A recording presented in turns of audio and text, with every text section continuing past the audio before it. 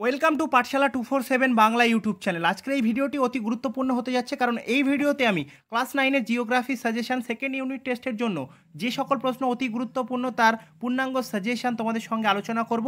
এই ভিডিওতে তোমরা 2, 3 এবং 5 নম্বরের প্রশ্নগুলি পেয়ে যাবে, তাই অতি অবশ্যই প্রশ্নগুলি প্র্যাকটিস করে যাও। চলো আজকের ভিডিও শুরু করা যাক। ভিডিও ভালো লাগলে অতি অবশ্যই চ্যানেলটি সাবস্ক্রাইব করো। 5 নম্বরের জন্য তোমরা যে সকল প্রশ্নগুলি পড়ে যাবে, অর্থাৎ তোমাদের পরীক্ষার জন্য যে সকল প্রশ্নগুলি অতি গুরুত্বপূর্ণ, দেখে নাও। নাম্বার 1, পশ্চিমবঙ্গের জলবায়ুতে মৌসুমী বায়ুর প্রভাব, খুবই গুরুত্বপূর্ণ প্রশ্ন।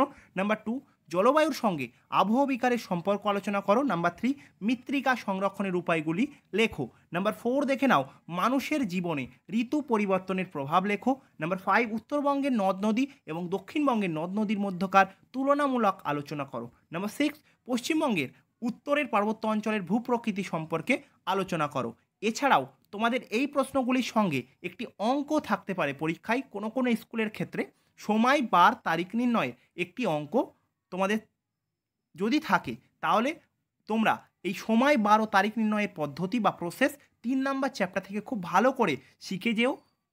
3 নাম্বারের জন্য পরীক্ষাতে তোমরা যে সকল প্রশ্নগুলি পড়ে যাবে, তোমাদেরকে 3 নাম্বারের মোট 4টি প্রশ্নের উত্তর পরীক্ষাতে লিখতে হবে। প্রথম প্রশ্ন দেখে নাও, অক্ষরেখা ও দ্রাঘিমা রেখার পার্থক্য লেখো। নাম্বার 2, স্থানীয় সময় ও প্রমাণ সময়ের মধ্যকার পার্থক্য লেখো। নাম্বার 3, ছোটনাগপুর মালভূমি অঞ্চলকে ভারতের খনিজ ভাণ্ডার বলা হয় কেন। নাম্বার 4, দেখে নাও এভ্যালুয়েশন ও ইভ্যালুয়েশনের মধ্যকার পার্থক্য লেখো। খুব গুরুত্বপূর্ণ প্রশ্ন এটি। নাম্বার 5, ভঙ্গিল পর্বতের উৎপত্তি ব্যাখ্যা করো। নাম্বার 6, আন্তর্জাতিক তারিখ রেখার গুরুত্ব লেখো। সঙ্গে তোমরা পড়বে এটি বাঁকিয়ে দেওয়া হয়েছে কেন, অর্থাৎ আন্তর্জাতিক তারিখ রেখা বাঁকিয়ে দেওয়া হয়েছে কেন মাঝখানে। নেক্সট দেখে নাও, পশ্চিমবঙ্গের জলবায়ুর যে কোনো 3টি বৈশিষ্ট্য সঙ্গে করে রাখবে পশ্চিমবঙ্গের জলবায়ুর নিয়ন্ত্রকগুলি লেখো। নাম্বার 8, সমভূমিতে বেশি মানুষ বসবাস করে কেন। নাম্বার 9, পর্বতবেষ্টিত মালভূমি ও ব্যবিচ্ছিন্ন মালভূমির মধ্যকার পার্থক্য লেখো। এখানে একটু স্পেলিং ভুল আছে।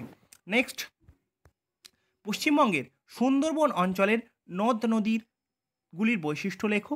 নাম্বার 11, অর্থাৎ আগ্নেয় পর্বত ও ভঙ্গিল পর্বতের মধ্যকার পার্থক্য লেখো। তৎসহ আগ্নেয় পর্বত ও ভঙ্গিল পর্বতের বৈশিষ্ট্য, দুটো প্রশ্ন একসঙ্গে আছে অ্যাটাচ। তোমরা একটি প্রশ্ন যদি করো খুব ভালো করে, তাহলে দুটি প্রশ্নের উত্তরই পরীক্ষাতে করতে পারবে।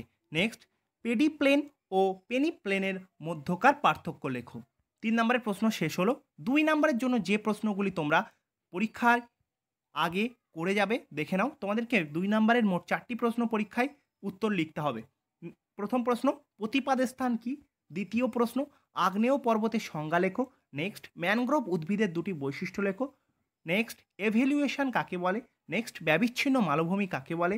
নেক্সট, হিউমিফিকেশন কাকে বলে। পরবর্তী প্রশ্ন, পশ্চিমী ঝামেলা কি। মালভূমিকে টেবিল ল্যান্ড বলে কেন। নেক্সট, খাদার ও ভাঙ্গারের পার্থক্য লেখো। সঙ্গে খাদার ও ভাঙ্গার বলতে কি বোঝো। 10, ভৌমজল ব্যবহারের 2টি কুফল লেখো। নেক্সট দেখে নাও, রেগোলিথ কি। পরবর্তী প্রশ্ন দেখে নাও, প্রমাণ সময় বলতে কি বোঝো। নেক্সট প্রশ্ন, মোনাডনক কাকে বলে। নেক্সট, অর্থাৎ শেষ প্রশ্ন 2 নম্বরের, মৌসুমী বিস্ফোরণ বলতে কি বোঝো। এই প্রশ্নগুলি যদি তোমরা পরীক্ষার আগে ভালো করে প্র্যাকটিস করে যাও, তুমি পরীক্ষাতে অতি অবশ্যই কমন পাবে।